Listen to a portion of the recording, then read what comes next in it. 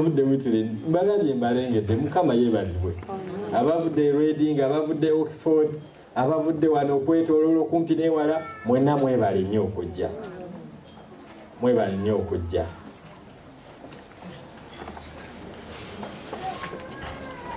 olwaleero ofunye omukisa okubeera nga nze mwogezi omanyi njagala nnyo okwogera ekyo kyekimu ku bintu ebinsanyusa ennyo era mukama buli lwampa omukisa mwebaza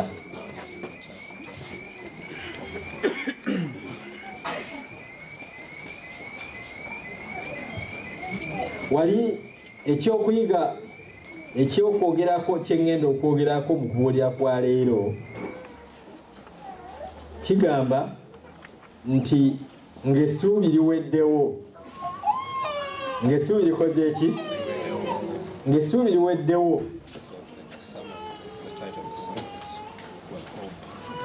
ennaku zino abantu abagoberera ebigenda mu maaso mu nsi waliwo embeera nnyingi ezigenda ne zimalamu essuubi tubadde tukyogerako eddakiika ntono awo naye bw'olaba ebintu akugamba nti ennyonyi yatubuzeeko wano ennyonyi yatubuzeeko n'abantu abasukka mu 200 era nabo babuliddemu kakati tugenda kuyita mwezi mulamba n'ekitundu oba okyalina essuubi teriba ttono likendeera juzi natonoolira ebyali South Korea ekyombo eryato bwe lyabbira abayizi abasukka mu 200 ne batokomoka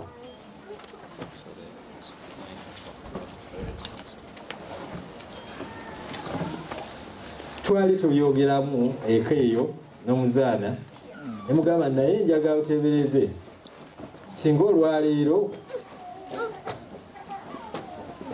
kalemera nze mbadde mu nnyonyi eyo nebula kitange yanditunudde atya essuubi liggwawo wali obadde awo n'osigala nga tolina kyosigazaawo wali obaddeko mu mbeera oluusi ziba nsimbi oluusi bizinesi ne zigaana oluusi giba mirimu ne giggwaawo oba ne gibula n'otambula n'engato neetuuka okugwa erubege naye nga tofuna mulimu wano mu UK tulinawo ekizibu kya mu ofiisi otambula n'owandiika amabaluwa n'otambula n'ova mu ofiisi emu n'otuuka mu ndala paka ofiisi lw'ozimalayo ne bakugamba nti tetukkiriza waliwo embeera ezimalamu essuubi oluusi buba bufumbo okumenyeka oba okubula oluusi buba buzibu bw'abaana oba buzibu bwa kuzaala oluusi amabanja gayitirira bambi tusanze bangi nga n'okwetuga beetuze oluusi buba bulwadde waliwo n'embeera weetuuka obwavu ne bukumalamu essuubi obwavu eggulo nabadde nsoma amawulire waliwo omwami abadde wano mu London nno naye abadde bano ba homeless naye yeetuze lwa bwavu ekyomukisa omubi nti yabadde yakeetuga naye ng'ate waliwo omusajja omunagagga mu New York actually yali mukazi eyalika estate ye ewezaamu $360,000 kale nno babadde nga batracinga next of kin ng'ono ate yeetuze yabadde next of kin yeetuze ng'abulayo akaseera katono nnyo bwe kati asikire obukadde n'obukadde bw'ensimbi. Naye ekimuleetera ekyo ki? Ng'essuubi likoze eki? Liweddewo. Wali olibaddeko mu mbeera n'owulira ng'essuubi liweddewo? Wali ogituuseemu? Essuubi liweddewo. Ennyiriri mwannyinaffe zaatusomedde omukadde Nasimbwa mu Yokaana essula 11 ze ŋŋenda okuggyako ebigambo bye tunaayogerako olwaleero, era waliwo ebyokuyiga ebikulu bye tujja mu sitoola eyo. Ekibuga Besaniya kaali kabuga katonotono ate kaali nga tekeesudde nnyo wala n'ekibuga Yerusaalemi. Akabuga ako Besaniya muko mwalimu amaka. Amaka ago gaalimu abantu 3. Mwalimu omukyala bamuyitanga Maliza ng'alina muganda we bamuyita ani? Mariyamu, nga balina ne mwannyina bamuyita ani? Lazaalo, muto waabwe. Nga bwe mumanyi oluusi abawala bwe bazaalibwa nga bali babiri nga balina kyennyinaabwe ekito baba bakyagala ate oluusi bakikola n'ekyejo. Lazaalo yali mu mbeera efaanana bw'etyo. Abakyala bano kigambibwa nti mu biseera Yesu we yabeera ku nsi, buli lwe yagendanga mu Yerusaalemi yasibiranga Besaniya. Besaniya kaali kafo nga tekali wala ne Yerusaalemi, nga bw'olaba Katwe ne Kampala kaali ku nkingizi. Kale nno Yesu Mukama waffe ng'atandika omulimu gwe yajja n'asisinkana omukyala ono bamuyitanga Mariyamu. Mariyamu oyo abayizi ba Bayibuli bagamba nti ye mukyala oli eyakwatibwa mu kikolwa eky'obwenzi Mukama waffe n'amuwonya. Okuva mu kiseera ekyo Mariyamu n'ayagala nnyo Mukama waffe nnyo era n'amusembeza n'abeeranga kumpi family member. Kale no buli lwe yatuukanga around ng'akola omulimu mu bitundu eby'e Yerusaalemi yasibiranga Besaniya. Era guno si gwe mulundi kyeyagenda mulundi gumu oba ebiri. Mujjukira abo tuba tusoma mu kitabo ekirala nga waliwo omulundi gumu Yesu yakyala mu nnyumba eyo, naye abagenyi bwe bajja abangi, Maliza n'alyoka akwata Mukama waffe n'amugamba nti muyigiriza tofaayo n'okunkwatako emirimu. Mukijjukira ekyo, mukijjukira. N'olw'ensonga eyo Yesu kumpi yali muntu wa waka mu maka gano e Besaniya. Era Besaniya eyo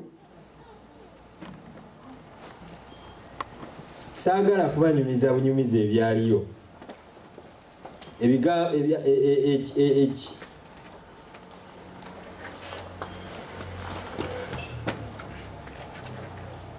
webali nnyo webalire ddala ssebo. Besaniya eyo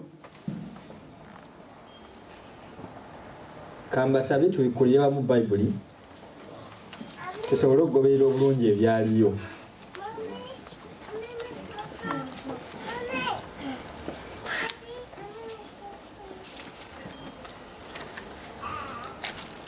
Mutuuseewo Yokaana essula 11 nja kubasomera nga munammwe mugoberera. Bagamba ebyandikwa bigamba nti awo waliwo omuntu eyali omulwadde Lazaalo ow'e Besaniya mu mbuga Mariyamu ne Maliza muganda we mwe baali. Mariyamu oyo eyasiiga Mukama waffe amafuta n'amutaanya ebigere n'enviiri ze yalina ye yali mwannyina wa Zaale yali alwadde. Ndowooza kati tutandise okugoberera. Awo bannyina abo ne bamutumira nga bagamba nti Mukama waffe laba gw'oyagala alwadde. kirabika nti Mukama waffe bwe yasembezebwa mu famire y'Abamaliyamu ne Maliza, ate bakwanagana ne Lazaalo n'afuuka mukwano gwe. Awo Yesu bwe yawulira ebyo, ekiseera kino Lazaalo mwalwalira, Yesu yali taliiwo, era singa osomye essuula ey'emabega nti Yesu yali agenze emitala wa Yoludaani mu kifo Yokaana yali abatirizanga olubereberye. Naye nti obulwadde bwe bukwata Lazaalo bannyina kwe kumutumira wulira olwokuna.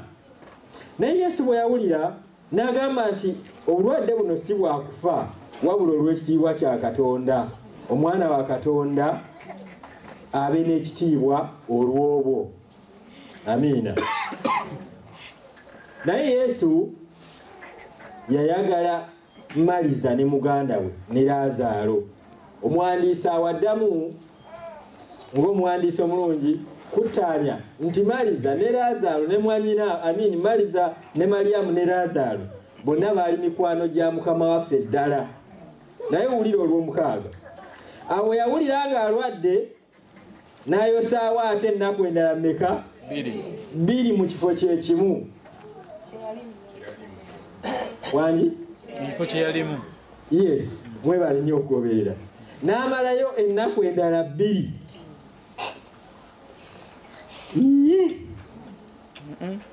Wulira olw'omusanvu.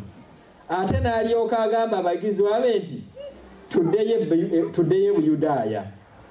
Abayigirizwa ne bamugamba nti Rabbi, kaakano Abayudaaya baali basala amagezi okukuba amayinja, ate gy'obodda? Yesu n'addamu nti essaawa ez'emisana si 12. Omuntu bw'atambula emisana teyeesittala kubanga alaba omusana gw'ensi eno, naye omuntu bw'atambula ekiro yeesittala kubanga omusana teguli mu ye. Yayogera bw'ati n'alyoka agamba nti mukwano gwaffe Lazaalo yeebase naye tugenda kumuzuukusa. Olw'ekumi abayigirizwa ne bamukola ki? Ne bamugamba nti Mukama waffe oba yeebasa anaazuukuka. Naye Yesu yayogera ku kufa kwe. Naye bo ne balowooza nti ayogera ku kwebaka kwa tulo. Awo Yesu n'alyoka ababuulira lwatu nti Lazaalo afudde, naye neesiimye ku lwammwe kubanga saaliyo mulyoke mukkirize. Naye tugende gy'ali. Akanyiri ako kateekeko olukolobozi. Bw'onaakateekako olukolobozi ojja kutegeera sitole eno gy'eva ne gyeraga. Wulira, Mukama waffe bamugambye nti mukwano gwakoze eki? Mulwadde ali ku ndiri. Bamutumiza nti waayetye yangwako Lazaalo asigazza kiyiriitira. Bwe yawulira n'agamba nti okay, tubitegedde. Awo n'alyoka amalayo ennaku endala mmeka? Wali obaddeko nga omuntu nga oliko kyayagala akukolere ate ng'okyagala ssaawa eyo, omuntu nga mwetaaga essaawa eyo, naye ogwenda okwekanga n'akola ki? Talabikako.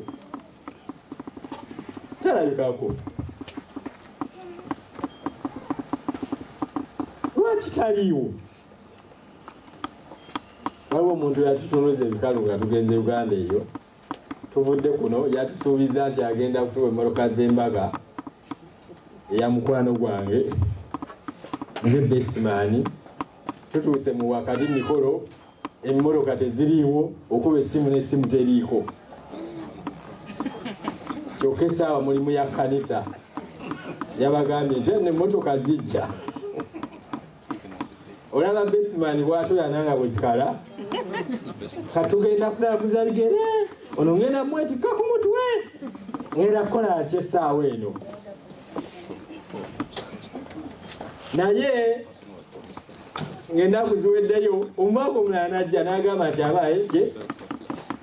Actually Yesu n'alyoka abagamba nti mwategedde no nti oli gwe mbadde tutere tuddeyo e Buyudaaya kaakati tugende Yerusalemu nti omuyigiriza ate obadde otya twaddukayo buddusinga bagenda kutata tugenda kugira muganda mukwano gwange tya yakoze atya kyeŋŋamba nti afudde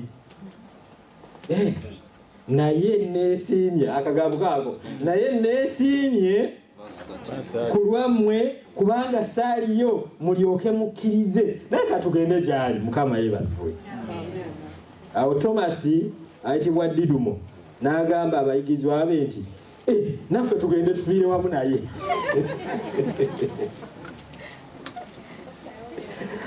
awo Yesu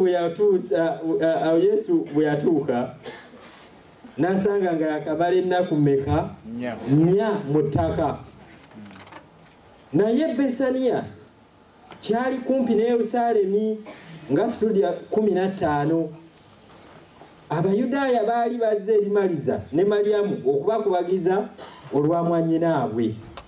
Awo Maliza bwe yawulira nga Yesu ajja n'agenda okumusinkana naye Maliyamu n'asigala mu nju. Awo Maliza n'agamba Yesu nti Mukama wange singa wali wano mwannyinaze teyandifudde era kaakano mmanyi nga byonna byosaba Katonda abikola ki? Anaabikuwa. Yesu n'amugamba nti mwannyoko ajja kuzuukira. Maliza n'amugamba nti manyi nti alizuukira ku kuzuukira kw'olunaku olw'enkomerero. Yesu n'amugamba nti wulira ebigambo. Yesu n'amugamba tubisomere wamu. Yesu n'amugamba nti nze kuzuukira n'obulamu. Akkiriza nze newakubadde nga afudde aliba mulamu. Na buli muntu yenna akkiriza nze talifa emirembe n'emirembe. Okkiriza ekyo? N'amugamba nti weewaawo Mukama wange nze nzikiriza nga gwe Kristo omwana wa Katonda ajja mu nsi. Ebigambo singa obikomezaawo wandikubye nti amiina. Naye sitole gye yeeyongerayo Maliza yalinga ayogera kiguumaaza. Bwe yamala okwogera ebyo n'agenda n'ayita muganda we Maliyamu kyama n'agamba nti omuyigiriza azze akuyita. Omanyi Bible tugisome nga tugitegeera bulungi. Omuwandiisi Yokaana bwe yali amaliza okuwandika yagamba nti singa Bible baali bagiwandiise engero zonna baziwandiise in details twandibadde tetusobola kukola ki? Kugisitula. Oba oliawo twandibadde nga twetaaga pick up okugireeta ku kkanisa. Nina endowooza Maliyamu okukkiriza ebyo era okugenda eri Mukama waffe yali tagenze lwa mirembe, yali agenze kunenya, yali agenze kumwambalira era amwambalira. Era bw'amala okwogera ebigambo n'okumusitukiramu kyava agenda mu nnyumba n'addayo n'agenda n'agamba ne muganda we oyo azze munnaffe azze nakunya n'okuzeka kwaggwadda azze kukola ki? Wuliriza ebyaddiida. Awo yawulira n'agooka mangu n'ajja gy'ali. Maliyamu naye olwawulira n'akola ki? Asitukiramu. Gwe ekifaananyi ng'oyo mwannyinaze nalwadda yasituka. Amugamba nti muno wuuyo kalemeraze. Emitawaana gyaguddewo dda. 4 days late is now coming. Is showing up.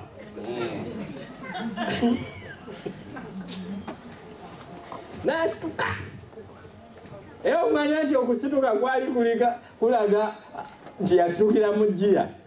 Bayibuli egamba nti awo Abayudaaya baali bazze bwe baalabanga Maliyamu asituse mangu nabo ne bakola ki? Nabo ne basituka ne bagoberera okulaba ki ekiriwo. Mbadde kulwa meka? Kulwa 3. Awo Maliyamu yatuuka Yesu gy'ali n'amulaba n'agwa ku bigere bye n'amugamba nti Mukama wange singa wali wano Mwannyinaze teyandifudde. Awo yali bwe yamulaba n'akaaba. Bwe yamulaba ng'akaaba n'Abayudaaya bazze naye omwoyo gwe n'asinda mu mwoyo ne yeeraliikirira. Ekigambo ekyo nakyo singa mwagadde mwandikisazzaako. Emirundi si mingi gyetulaga Bayibuli gyetulaga ng'asinda mu mwoyo gwe nga yeeraliikirira. Omulundi gwenzukira gwe guli Yesu yali agenda okusikomererwa ku musaalaba. Bayibuli egamba nti n'asinda mu mwoyo gwe ne yeeraliikirira. Okweyaliikirira kwa Mukama waffe tekwali kweyaliikirira kuno okwaffe kwe tweyaliikirira. Okweyaliikirira kwa Mukama waffe kwalinga kugenda wala, kwalinga kugenda buziba. Ishu yali nti naye bano bantegedde, bano bategeera. Waliwo ategedde ku bano? Yesu kyava abuuza n'agamba nti kati mwamuteekawa? Ne bamugamba nti Mukama waffe jangu olabe. Era olunyi lwa 3:5 lugamba nti Yesu n'akola ki? N'akaaba amaziga. Abayigirizwa awo Abayudaaya ne boogera nti laba bw'abadde amwagala. Laba bw'abadde amwagala. Bambi musajja wattu ayaziirana. Naye abamu ku bo ne boogera nti ono si ye yazibulanga abazibe b'amaaso? Kakati yali ludda wuuno ng'afa. Awo baddamu kubereega bubereezi. Awo Yesu bwe yasinda ate munda ye n'atuuka ku ntaana. Yali mpuku ng'eteekeddwako ejjinja kungulu. Yesu n'agamba nti muggyeewo ejjinja. Maliza mwannyina w'oli yafa n'amugamba nti Mukama wange kaakano awunya. Kubanga yakamala ennaku mmeka? 4. Yakamala ennaku 4. Waliwo oluyimba omuzaana ajja wannawuka lwate okuyimba ne lunyumira. In fact oluyimba olwo lumpa inspiration gye njagala tushalinge ffenna olwaleero. Badde nnyabo nkusaba osituke mpola mpola ojje oluyimbe nga sinaba kweyongerayo. Amiina.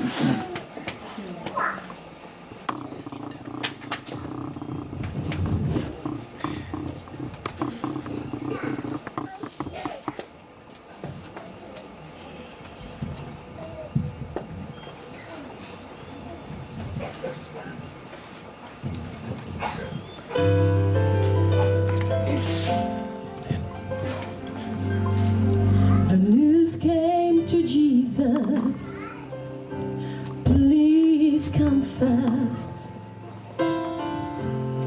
Lazarus is sick, and without your help, he will not last. Mary and Martha watched their brother die. They waited for Jesus, he did not come, and they wondered why. The death watch was over. He was buried 4 days. Then somebody said he'll soon be here. The Lord's on his way. Martha ran to him.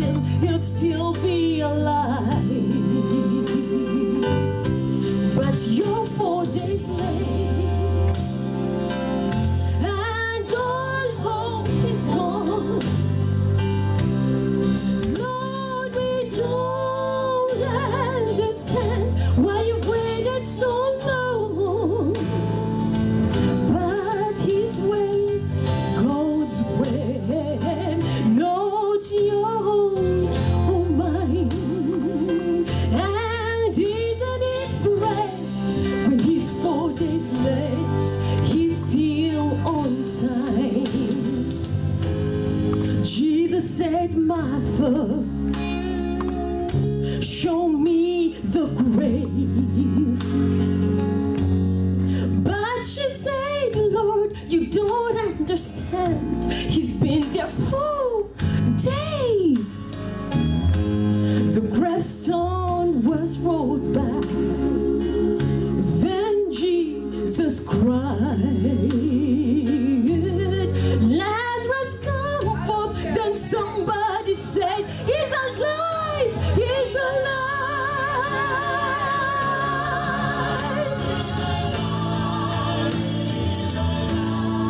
You may be fighting a battle of fear. You've cried to the Lord, I need you now, but he has not appeared. Friends, don't be discouraged, 'cause he's still the same. He'll soon be here, he'll roll back your stone, and he'll call your name. When his word is laid, and all hope is gone. Lord, we don't understand why you've waited so long, but his way is God's way, not yours or mine. And isn't it great when he's 4 days late, he's still on time. But my God is great when he is 4 days late, he's still on time. He's on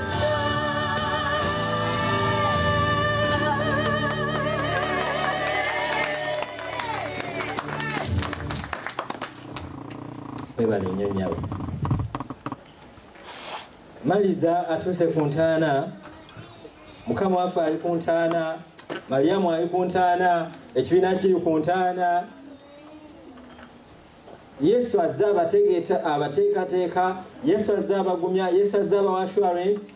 Yesu ategeeza abantu kaakati mugyeewo ejjinja. Maliyamu talina kyalowooza kya, naye agambye ti Mukama wange ennaku nnya n'okunyaawunya. Sitole netegeeza ebyokuyiga ebiwerako, naye kimu ku byo nakibabulirako nga tukyali ku Feereini nti sitole nendaga Yesu Kristo ng'omuntu asinga obutategeerwa, omuntu ensi gwekalubirirwa okutegeera, omusajja ensigo ekyasinze obutategeera. Abantu bano bonna bolaba mu sitole eno, Maliyamu, Maliza, Lazaalo omufu, Abayudaaya abaali bazze okulaba, bonna si gwe mulundi gwabwe gwali gusoose okusinkana Mukama waffe. Abayigirizwa baali babadde naye, in fact baali balabye byonna byakoze. Naye singa osomye nga bwe tusomye okuviira ddala emabega, olaba abantu nga buli omu buli muntu kyayogera kyonna kiri offside. Tewaliiwo n'omu ategeera Mukama waffe. Nti waayo nti oba yeebasaana azuukuka. Kaaka tugenda tufiire wamu naye. Oba okwo kwe bayita okwerogoza. Si bwe kwerogoza okwo. Bagenda okutuuka Maliyamu jaga ekyo kyekkaani. Maliyamu okujja eri Mukama waffe yali tazze kumubuuzaako, naye yali azze mwambalira, where have you been all along? Obadde oli ludda wa? Ennaku nnya omuntu watwatumira last week mwanyina faafa kati lwojja.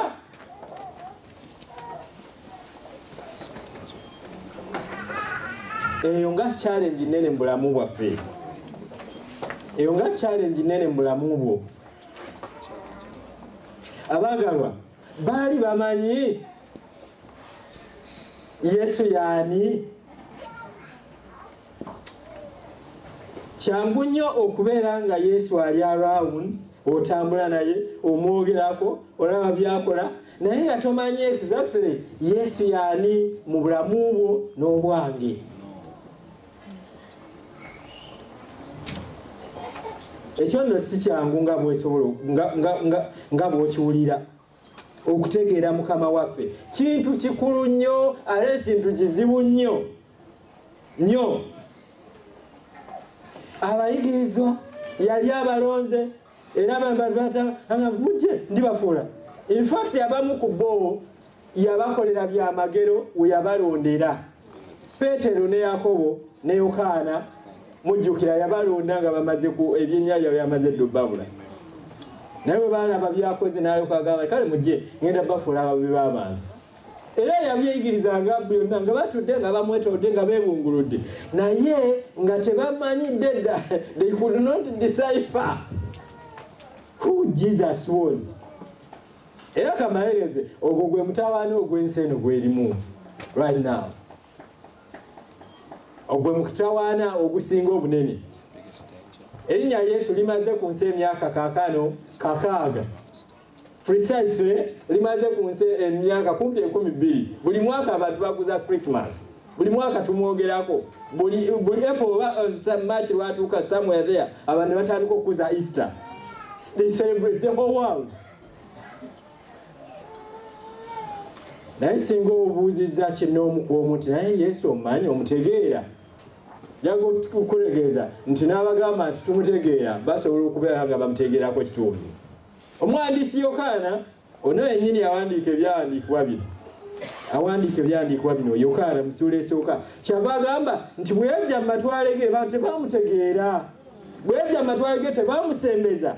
Naye bonna abaamusembeza yabawa obuyinza okufuuka abaana ba Katonda. Amen. That's the most important thing. Abantu baali ne Mukama waffe naye nga tebamutegeera.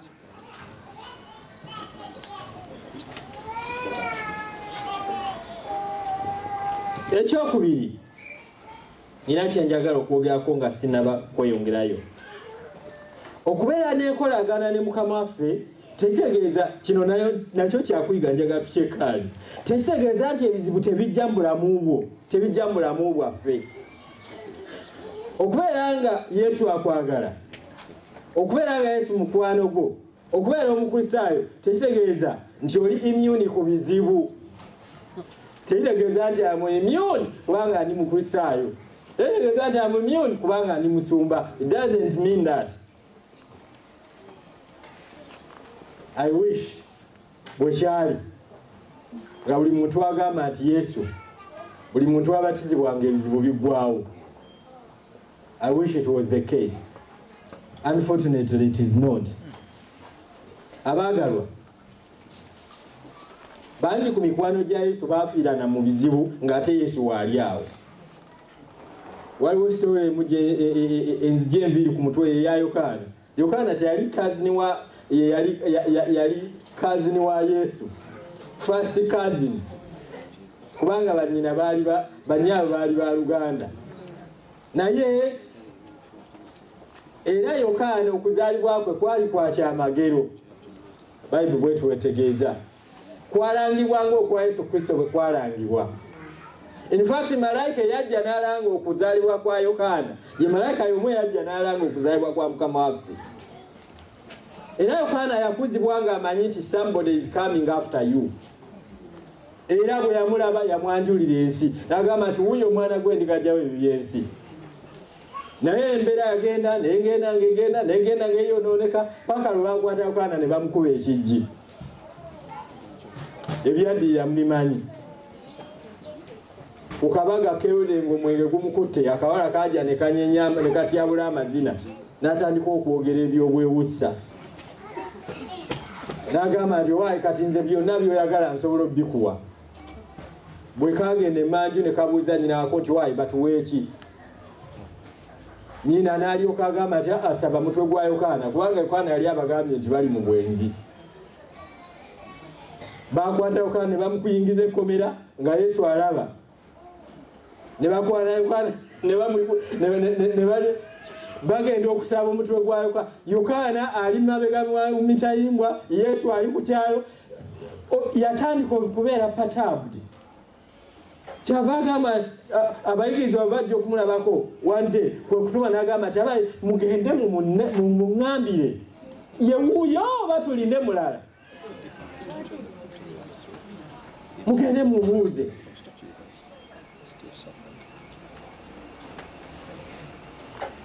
Batuuka ku Mukama waffe ebigambo byaddamu yalinga akudaala obukudaazi. Munnawe nakyusa musaasi ndoba okudaala bakukyusa batya?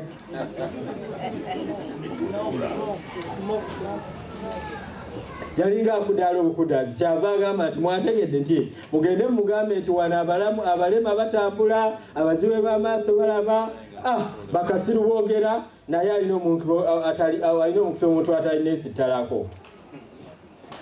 Era ne baddayo. Era Yokaana omutwe baaguggyako mu kkomera nga Yesu gwali ku kyalo. Mbadde nina kyengezaako okubategeeza nti Obukristaayo tekitegeeza nti ebizibu tebiriiwo. Abakristaayo tetuba na bizibu. Abakristaayo naffe tuba n'ebizibu. Naye ekikulu kiikino. Era Yesu yakyogera mu bigambo bino byennyini bye tuva okusoma. Ekireeta enjawulo nti olugero luno lututegeeza, lutubikkulira nti Katonda alina enteekateeka ye. Katonda gwe tusinza wa nteekateeka. Katonda wa nteekateeka alina enteekateeka ku bulamu bwo eri very very personal, eri individual. Katonda buli atunuulira abantu be tabalaba nti awo bazze wano ekkanisa erimu abantu 10. No, Katonda bw'otambula aba akumanyinga gwe omuntu, naye alina personal program yo ne personal plan ku ggwe. Kino kyekkaani ojja kutuuka mu mbeera emalamu amaanyi oba essuubi. Plan yo gy'oli yanjawulo okuva ku yange Katonda zaatulinako. Wabula ekinzizaamu amaanyi olwaleero mu lugero luno nti Yesu agenda okujja yali akozedde enteekateeka ku Laazaalo.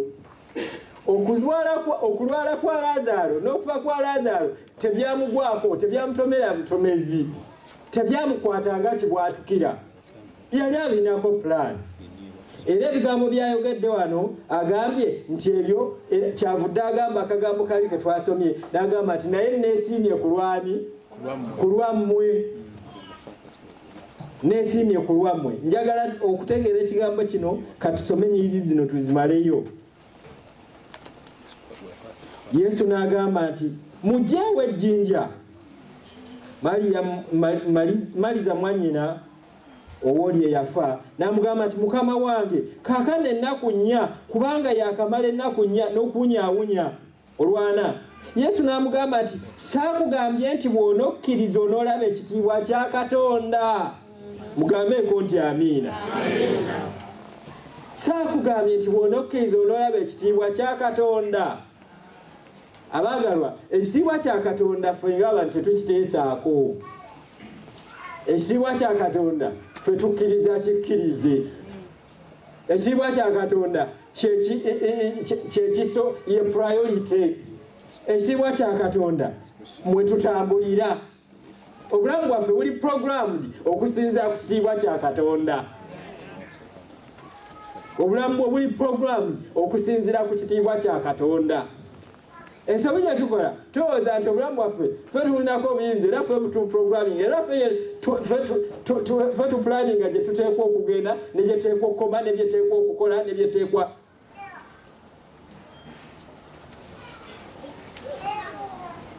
Wulira Yesu agambye nti saakugambye nti bw'onokkiriza.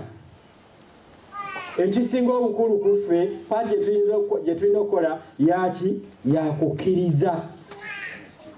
Wuliriza, kyava Yesu ajja n'agamba nti awo ne bajjawo ejjinja lwanamu olumu. Yesu n'ayimusa amaaso waggulu Uli ebigambo bino nabyo bikulu nnyo. Yesu ayimusa amaaso n'alyoka ayogerera waggulu. Ndi kulwana mulumu. N'ayogera nti Kitange nkwebaza kubanga wampulira. Nange namanya ng'ompulira bulijjo. Naye njogedde ku lwa kibiina ekinneetoolodde bakkirize nga ggwe wantuma. Yesu yamanya nti kitaawe buli lunaku akola ki? Amuwulira. Yesu yamanya nti obuyinza bwonna bulina. Naye ebigambo ebyo byonna bibeerawo. Laazaalo alwala, Laazaalo afa, abali awo balyoke bakole ki? Bakkirize olw'ekitiibwa kya Katonda. Awo bwe yamala okwogera ebigambo ebyo n'ayogerera waggulu n'eddoboozi ddene nti Laazaalo fuluma ojje. Mukama yeebazibwe.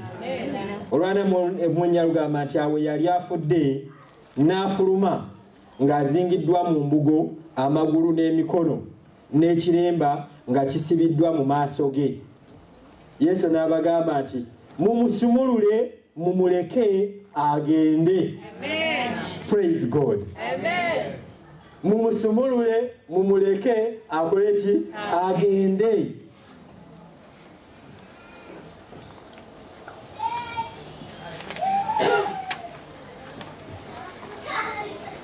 Eyo ye climax y'olugero luno.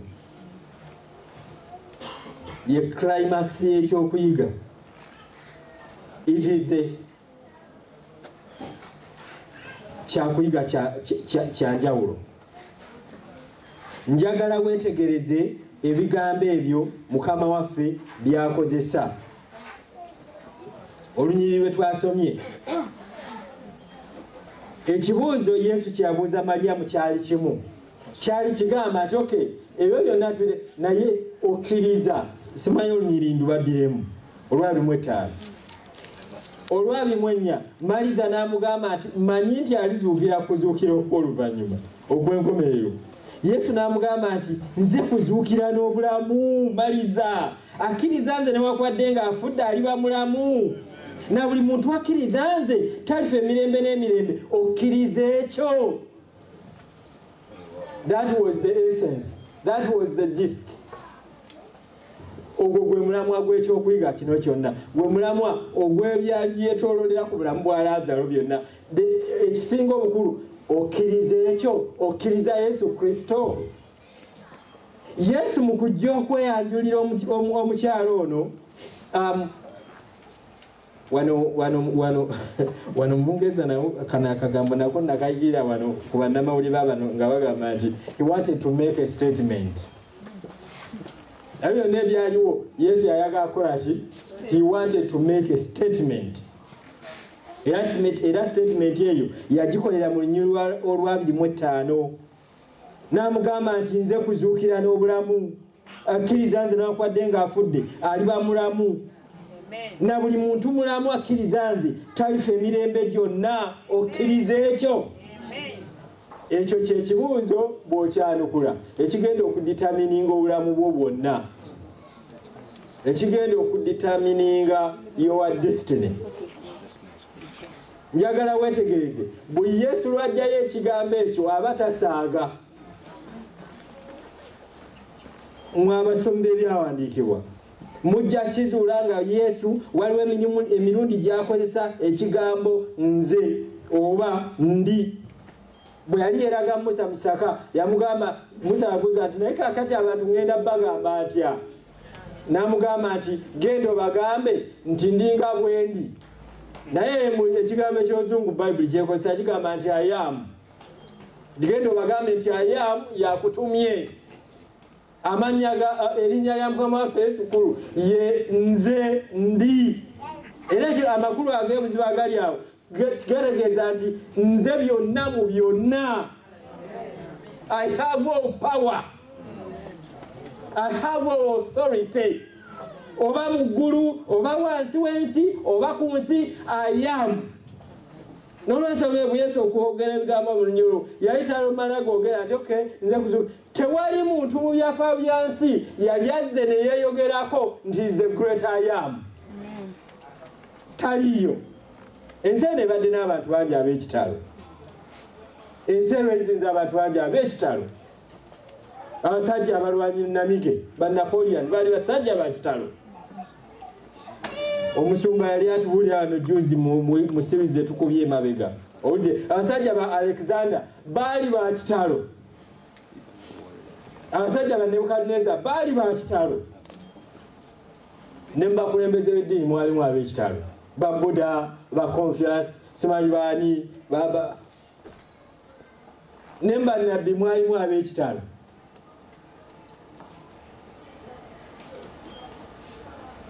Tewali yali yeyogeddeko nti I am.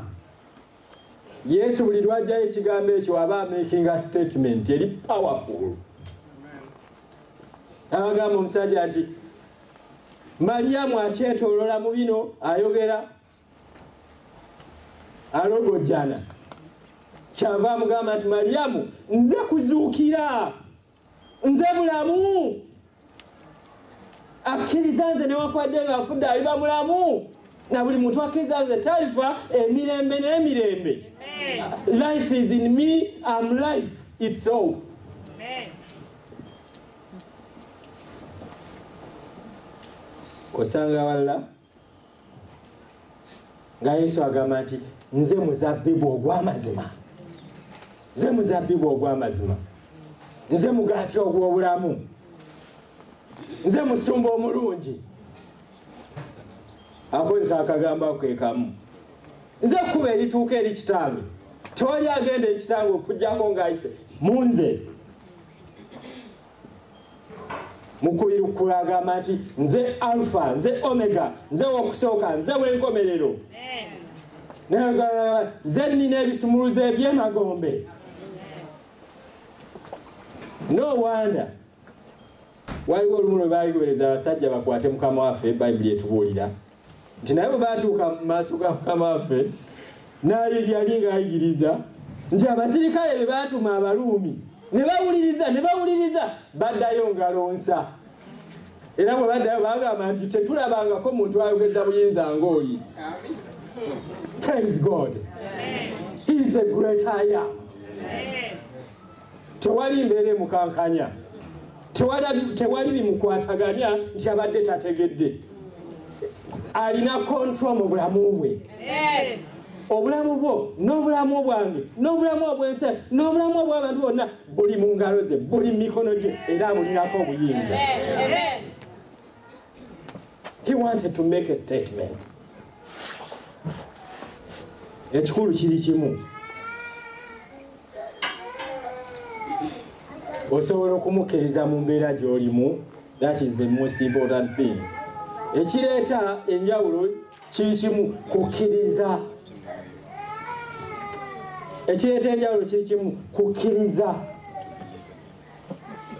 Waliwo embeera zojja okutuukamu olowooze ogwemu essuubi nga zimalamu bumazi ssuubi. Mwabo mu North London ntera okubagamba wano nti obukodyo bwa sitaani akakodyo akasookera ddala kasooka okukozesa bulamu bwaffe kwe kuleeta embeera etumalamu essuubi n'okutekemuka. N'otekemuka essuubi nerikuggwamu n'akudisorganizing. Naye ekikulu kiri kimu. Embeera gy'olimu si kyekisinga obukulu olwaliro. Ekisinga obukulu kwe kubeera okkiriza. Do you believe?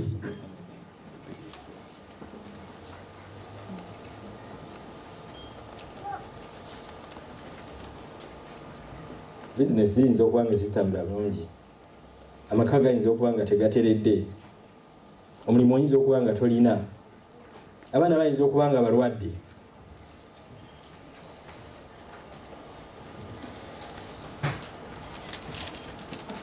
Osobola okusigala ng'omukkiriza wakati mu bizibu. Njagala kutegeeza ekigambo kimu. Ekyo kyolaba nga setback mu bulamu bwo. Mwatu oyinza okubeera nga nkiza set up. Katonda okola emirimu gye mu bulamu bwo.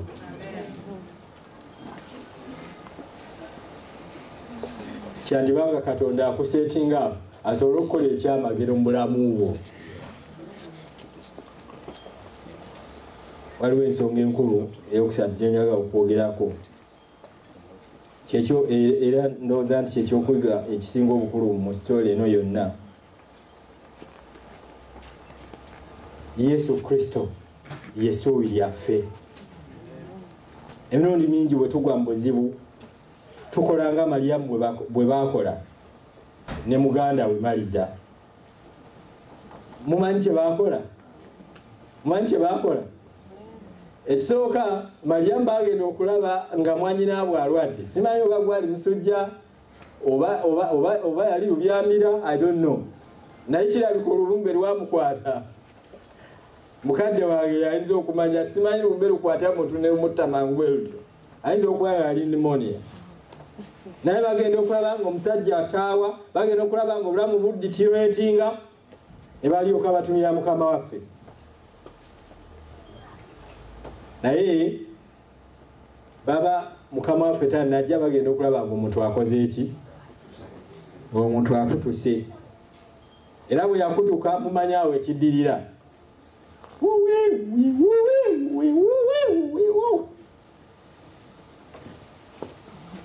Ebintu gye biggweera nga Maliza yali omukulu, nga Maliza ne muganda we bakkiriziganyizza bagamba nti tuziike. Tukole eki? Tuziike. Abazze okubakwatirako ne bakola ki? Ne babakwatirako. Era nkuba akafaananyi awo nga abasajja abakulu nga Ssaalongo bawa instruction. Nabeetegereza eri ewaffe bwe abasajja abakulu be babeera wali nga bazinga. Tozinga olyo! Tereza wano! Oba bazinga akakomo oba yali baasa, I don't know. Olidi. Kakoma! Omuntu tumukole kakoma! Olidi. Kakoma oba yali baasa. Simanyi, Katonda yamanyi. Naye ogenda okwekanga nga omuntu bamukoze eki? Bamukutte, bamuzinze, bamuziise, bamusudde mu ntaana, bataddeko naki? N'ejjinja. Ekintu ekyo kitegeeza nti bannaffe bano, bannyinaffe bano, bamaama baffe bano, essuubi lyali likoze eki? Lyali liweddewo. Omuntu afudde, bikoze bitya? Biwedde.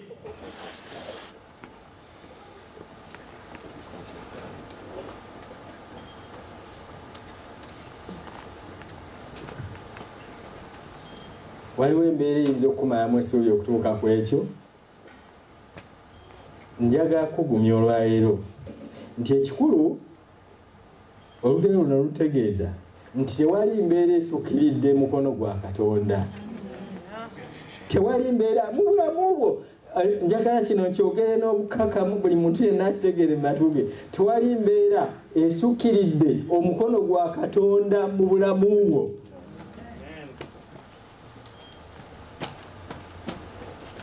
Ekikulu si mbeera gy'olimu ne wootuuse. Ekikulu kumanya Yesu y'ani na kikyali. Si gwe ky'osobola okukola, naye Yesu ky'asobola okukola. Laazaalo yali akamala ennaku 4 mu ntaana nga baamuziika dda, byaggwa n'okunyaawunya. Maliza agamba nti kati temutawaana na kujjawo jjinja, omuntu n'okunyaawunya, tewali kigenda kukolebwa. Embeera mwoli oyinza okugiraba nga esukkiridde. Naye njaga okutegeeza, it doesn't matter kikyaba abakwetoolodde kye bakwogerako. It doesn't matter. It doesn't matter kiba relative ne friends kye basobola okutandika okwogera. What matters, do you believe? Okkiriza.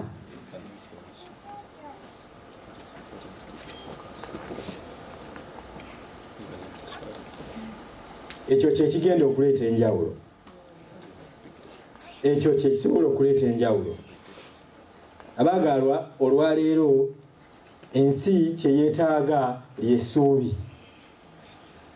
Olwaleero kye twetaaga ly'essuubi. Sisobola kuimagininga ensi bwe yandibadde awatali Yesu Kristo. Sisobola kuimagininga ensi bwe yandibadde awatali ssuubi. olwaleero nga bwe mbategeeza nti simanyi mbeera mwoli, simanyi bikweraliikiriza, simanyi migugu gye weetisse, naye amawulire gendina amalungi gali nti Yesu afaayo ku lulwo. Yesu afaayo okusinga bw'olowooza. Mu Yesu Kristo mwe tulina essuubi. Ebigambo Yesu byakozesa teyabikozesa by accident. Mu lunyiriri lwa Lamwenya nina omubuulizi omu gwe njagala ennyo, bambi kati n'okuwummula yawummula. Omubuulizi omusumba Sendawula yali ayogera n'okubuulira ku sitooli eno, naye ng'ayogera ku kuzuukira. Naye yagamba nti Yesu Kristo singa yagamba bugambi nti vaayo, emirambo gyonna egyali mu katundu awo gyandimuwulidde era gyandivuddeyo. Naye yali very specific, kyava agamba nti Laazaalo vaayo. Laazaalo n'alyoka avaayo. Kyombuuza oba yatambula ate, kubanga ebirala kuba bigamba nti yavaayo kyokka ng'asibiddwa. Wuliriza, yali akoze eki? Yali asibiddwa nga Basaalongo bamaze edda omuteeka mu kakomma. Ne Nankali bakoze eki? N'akaba bakasige bakanywereza ddala. Mukama yeebazibwe. Yesu yagamba nti nze kuzuukira n'obulamu, yali tasaaga. Yesu wagamba nti nze kkubo, aba tasaaga. Amangu ago n'alyoka avaayo. Era ebyaddirira bigamba nti awo Yesu n'abagamba nti mukole eki? Mumusumulule. Akole eki? Mumusumulule, mumuleke agende. Mukama yeebazibwe. Amen. Abooluganda, omusumba bategeeza wano, era nange njagala kubategeeza nti olwaleero njagadde okukola introduction ku weeks endala ez'enjawulo, kati wazigaddeyo 9 kubanga olwaleero evuddeko, ezigenda okubeera ez'enjawulo ennyo mu bulamu bwaffe. Ekiseera kino ntute ebbanga nga nkyesunga, naye tugenda kubeera ne series ez'enjawulo. Series zino nja kubanga mbabuulira ebyama 7 eby'okusumululwa. Ebyama 7 ebyaki? Eby'okusumululwa. Ebyama 7 eby'okusumululwa. Kyuka ogambe munne ekigambo ekyo. Ebyama 7 eby'okusumululwa. Ebyama 7 ebyakola ki? Eby'okusumululwa.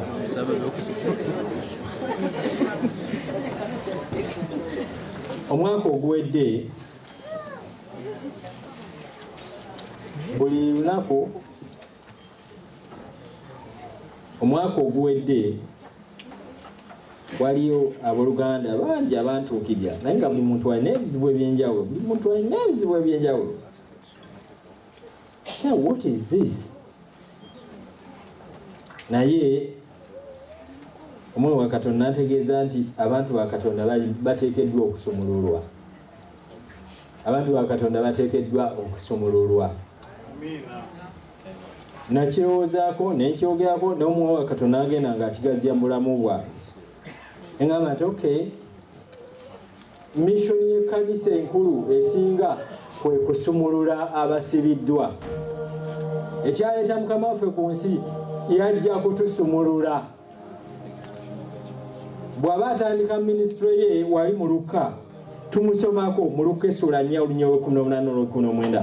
Bwe yali atandika minisitule yagamba nti omwoyo gwa Mukama guli ku nze, kubanga yanfukako amafuta okubuulira abaavu ebigambo ebirungi, antumye okutendera abanyago okuteebwa, n'okuzibula abazibe b'amaaso okubata ababetentebwa, okutendereza omwaka gwa Mukama ogwakkirizibwa.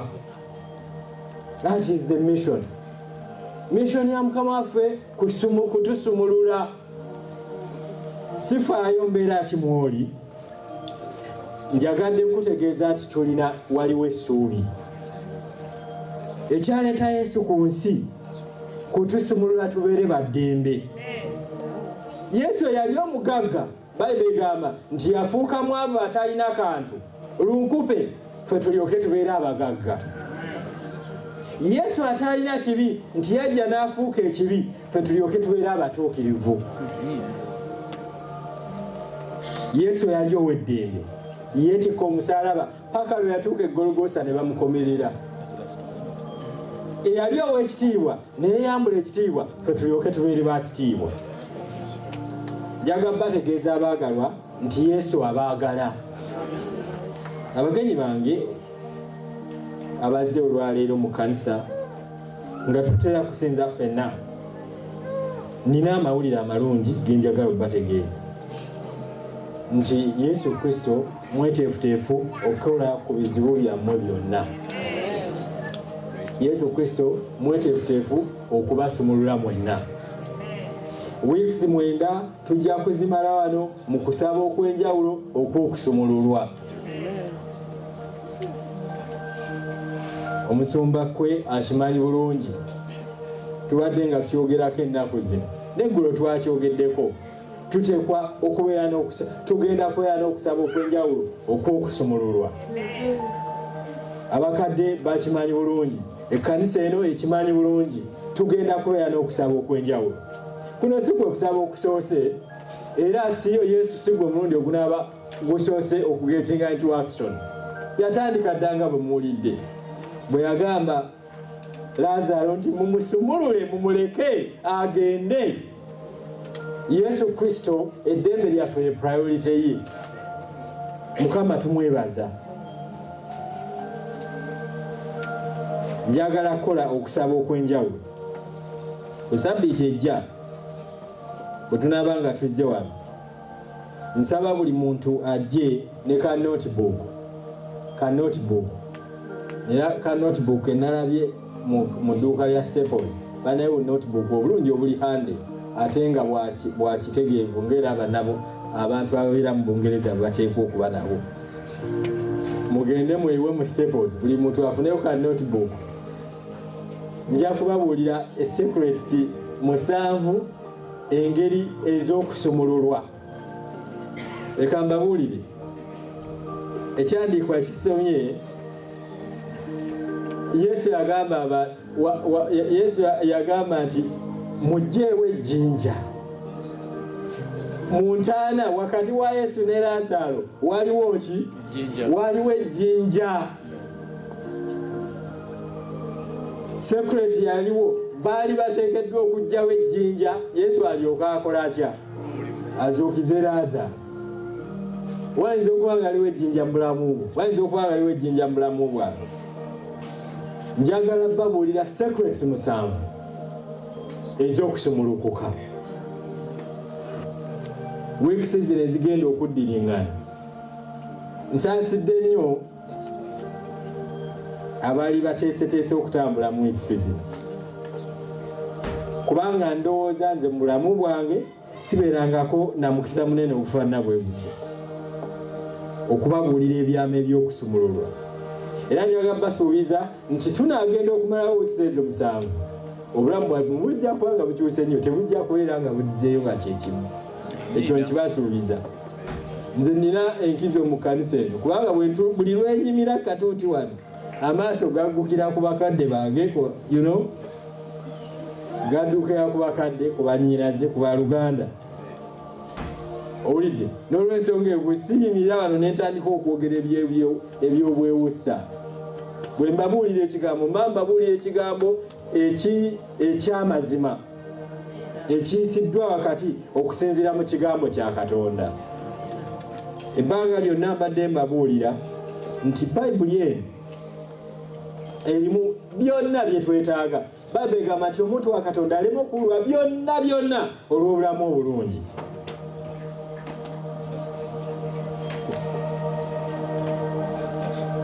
Nali sigenda kubeera musumba In fact nali sirootangako nti ndibeera musumba. Mwe bannanga mu North London nitera okubawa this testimony. Nze nazaalibwa nga nnina obulamu ng'obw'abantu abalala bonna abazaalibwa nga balina dreams zaabwe. Era nze nalina dream eyange. Dream eyange nentandika okusoma, Mukama yansaasira mu class nalinga sikola bubi. Saagala kwewaana naye mu class nalinga sikola bubi. Era bakadde bange basanyukanga okutoola ssente ezimpeerera kubanga balina hopes za waggulu. Naye nze nina emirimu egyange gye nalinga neegomba ennyo okukola. Nalinga neegomba emirimu ebiri: okubeera omusawo dokita n'okwambala ekyuma ekyo kye bambala mu bulago n'ettaawo enjeru n'okusayininga n'omukono ogutategeerekeka. Ebyo nalinga mbyegomba nnyo, byapanga inspiration. Owulidde? Bwe naabaga badokita nga bambuka amadaala, abakyala abasawo bannansi bawo, yes sir, yes sir, neŋŋamba nti I must be one of them. Owulidde?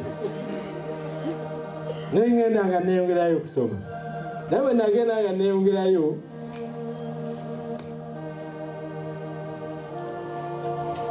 mukoddomi wange Fred taliyo wano, waliwo mukoddomi wange Francis akimanyi twali ffenna najja n'akuuma. Ngenda okulaba nga waliwo omusomesa affe yali atusomesa okulaba amuyitanga mazzi. Sajja nga tanywa mwenge asula aleruka. Buli we yayimiriranga okwogera n'okubuulira, okubala ne kwongera okuntama. Okubala bwe kwantama nemanya nno nti kati ebwa dokita ndaba buli mu lusuubo. Awo nenkubayo ttaani neŋŋamba nti kati nze ngenze mu arts. Ezo zo zannamira era nazikola bulungi. Ngenda okumalako awo ekyesinga ŋŋamba nti nno nze kaakati kugenda kusoma mateeka. Bwe nalabanga abasajja aboogeza abatambuliza kooti ku bunkeeke, atambula n'ayinaayina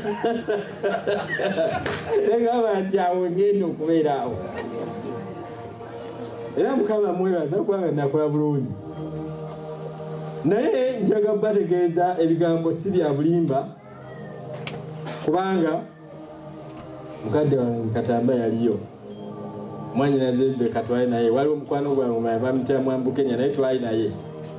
Omwaka ogwo sigenda gweyabira. Bwe mwaka ogwaleeta enkyukakyuka mu bulamu bwange. Bwe bampita okubuulira ennajaala nkumbi abaana mu wiiki ey'okusaba. Abantu be balina enkola ya wiiki ez'okusaba. Naye mu wiiki eyo ey'okusaba nze mubuulizi natandika okubuulira ku bigambo bya Yesu Kristo. Nga tweyongeddeyo abantu batandika okutegeera Mukama. Abavubuka abato batandika okutegeera Mukama waffe. Era nziyukira simanyi wakyaliddawo kubeerawo najja n'akumbi abamanyi omukadde Kasatu mumubuuzanga. Naye eyali wiiki emu bwe twagenda okutuuka ku nkomero, omukadde Kasatu n'agamba nti twongereyo ne wiiki ey'okubiri. Naye nga tutuuse mu wiiki ey'okubiri wakati mbandi awo mu kasenge ne wabaawo omuwala eyajja nga tulina mukwano gwange mu Kenya mu kasenge nga bwe tuli awo. Omuwala ono najja bwe yatutuukako, twali mu library actually, naye bwe yatutuukako nagenda okulaba nga amaziga agasumulukuka bewa. Twaliranga omuze ogw'okusaba n'abaana ab'essomero abo olw'ensonga ez'enjawulo. Naye omwana ono bwe yatuukako amaziga ne galyoka gayiika nga bwe gaayagala. Kyetuva tutunuuliganako ne munnange okumala eddakiika nga 3. Oluvannyuma nga omuwala kakanye kyava atutegeeza n'agamba nti nali siri musumba by then. Omuwala kyava agamba nti musumba.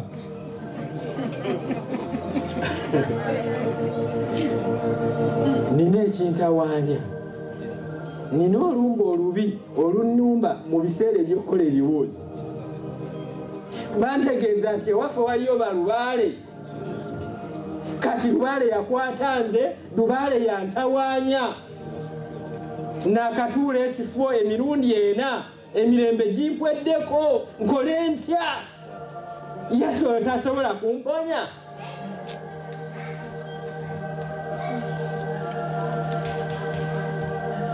Nentunuulira omuwala mu maaso, naye n'antunuulira mu maaso.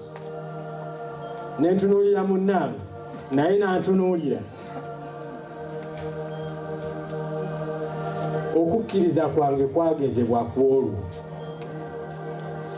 I have never been tested before as I was tested on that day. Kyenva mutegeeza nti asobola okuwonya. Naye nga mukkiriza n'empale zange zikankana. Yava mugamba ati kaakati tugenda kusaba. Era mu bigambo ebyangu twasaba. Ne tusiibula omwana n'agenda. Oluvannyuma lw'ennaku 2 nalaba omuwala ng'akomawo. Bwe yakomawo, omutima gwange ne gweraliikirira. In fact, ennaku 2 zonna nali mu bweraliikirira. Nali nkyabuulira, njogera ku Yesu, omuntu azze mutegeereza nti Yesu asobola. Naye nga nkimanyi nti asobola. Naye nga simanyi kugenda mu maaso mu bulamu bw'omuwala ono. Oluvannyuma lw'ennaku 2 omuwala ono ng'akomyewo mu kasenge we twali.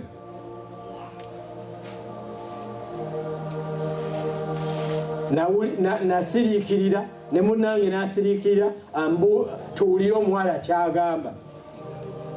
Luli omuwala eyayiwa amaziga, omulundi guno yaddamu n'ayiwa amaziga. Naye embeera ye yali ekyuse. N'agamba nti musumba, for the first time maze ennaku 2 sikyajogebwa sitaani. Nina emirembe mu mutima. Era kubanga ennaku ezayitawo zaali nga abaana banaatuula ebibuuzo. Omuwala oyo yatuula era yayita bulungi ebibuuzo. Nze nno okwo kwe kwali okuyitibwa kwange. Yesu bw'ayagamba nti omwoyo gwa Mukama guli ku nze, antumye abantu bateebwe, yali tasaaga.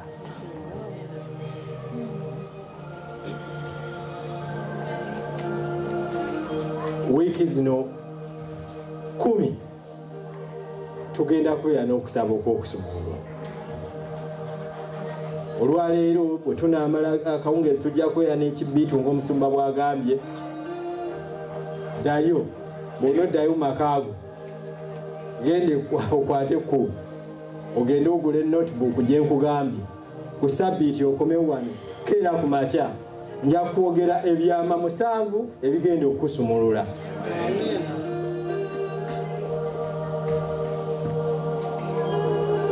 Ebyandiikwa bigamba nti Yesu Kristo jjo ne leero takyuka ababumu. Takyuka ababumu.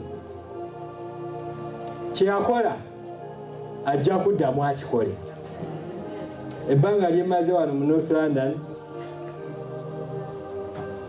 Mukama mwebaza. Singa nali njogera ebyewonibwa by'obwewusa singa sikyayogera.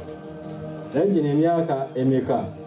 3 oba 4 mutulabye Mukama ng'akola ebyamagero wakati mu ffe.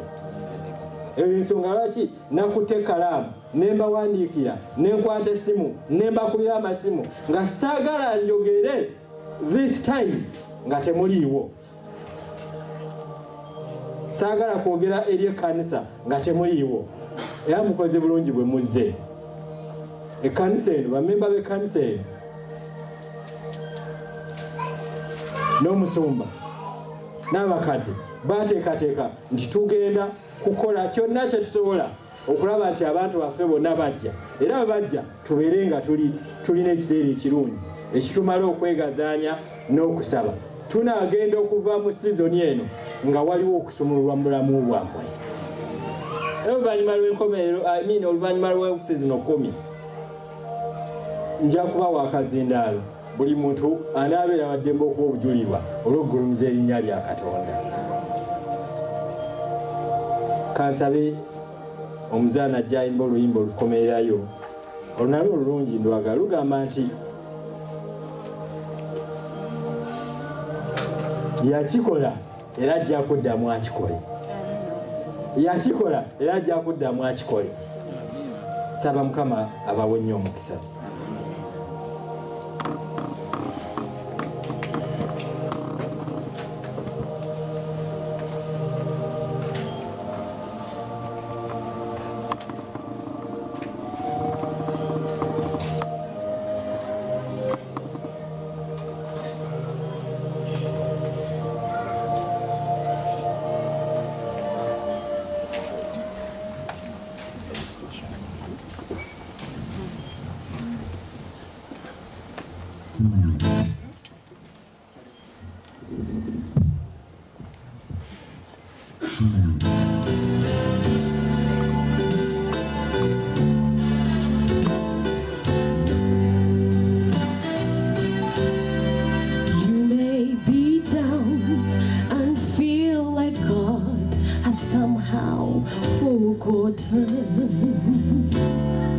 That you are faced with circumstances you can't get through.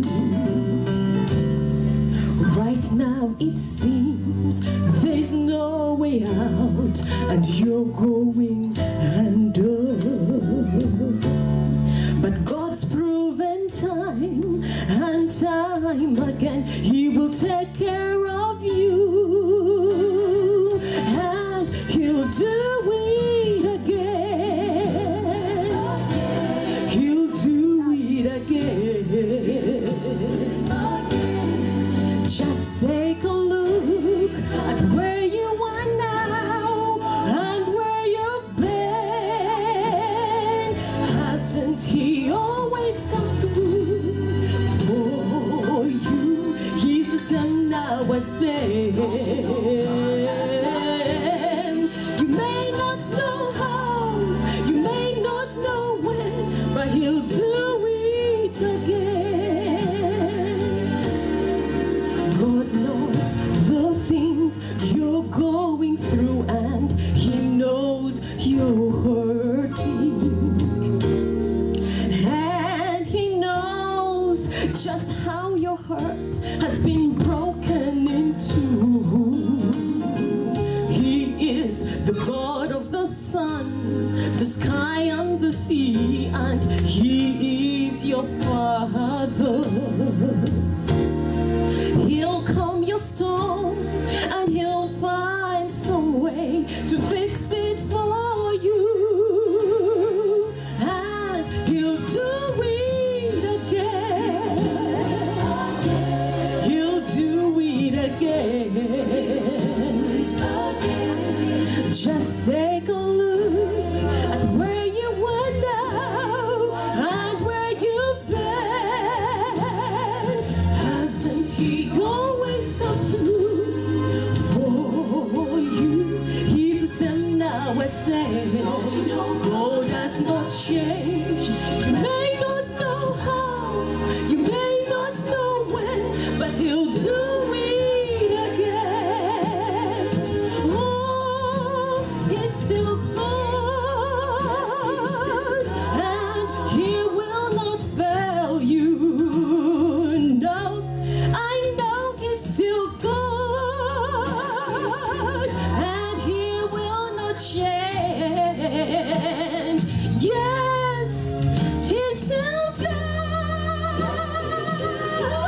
and He's fighting for you. Oh, yes, just like Moses, just like Daniel, just like Shadrach, Meshach, Abednego, He'll do it again. He'll do it again. Just take a look at where you were now and where you've been. How's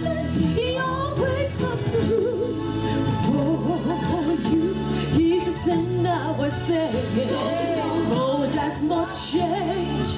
You may not know how, you may not know when, but he'll do it again.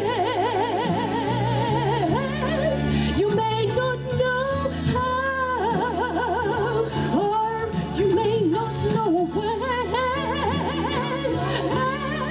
You may not know how, you may not know when, but I know that my God